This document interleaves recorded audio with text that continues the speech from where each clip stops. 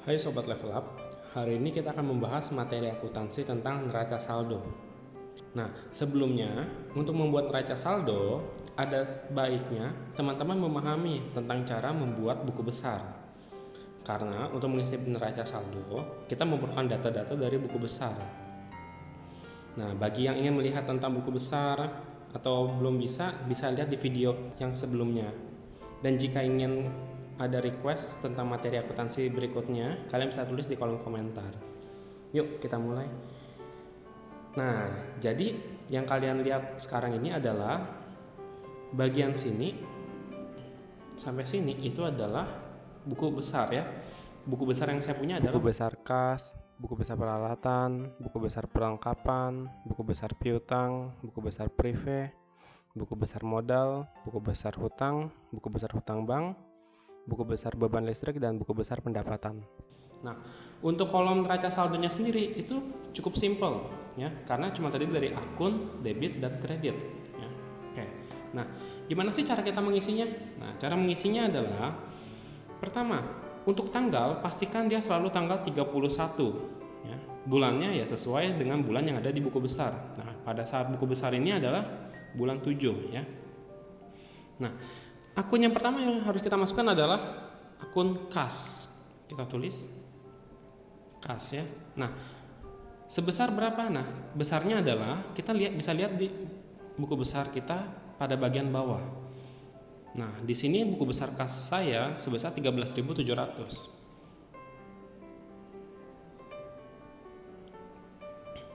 Oke. Nah, lanjut, sehabis buku besar kas, kita masukkan buku besar peralatan. Tanggal tetap sama.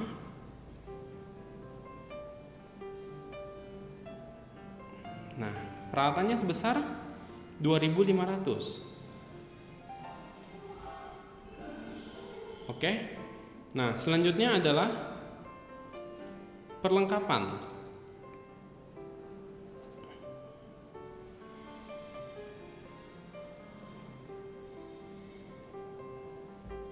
Nah, perlengkapan di sini ada 1.900. Oke. Lanjut, setelah perlengkapan kita ada piutang.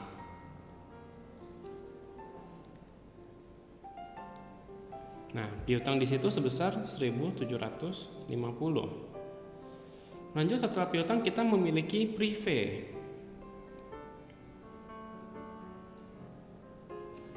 Nah, privenya sebesar 750. Oke. Lanjut, kita memiliki modal.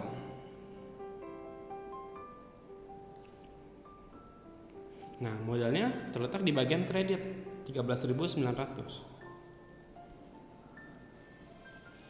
Setelah modal, kita harus memasukkan hutang.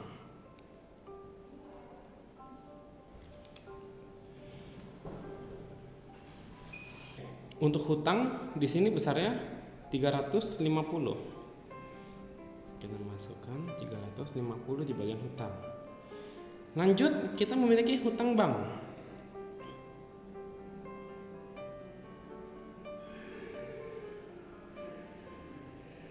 Sebesar 1.350. Oh ya, bagi kalian yang bertanya-tanya, kenapa udah ada hutang, kok masih ada hutang bank? Ya, karena hutang dan hutang bank itu berbeda. Oleh karena itu kita harus memiliki hutang dan hutang bank. Ya. Di akuntansi sendiri, hutang dan hutang bank itu memiliki kode akun yang berbeda ya. Makanya kenapa di sini ada hutang dan hutang bank. Lanjut ke beban listrik.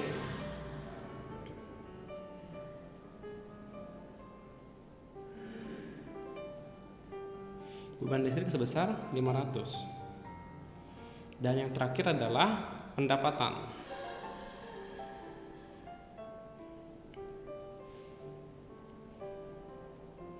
Pendapatannya sebesar 5.500.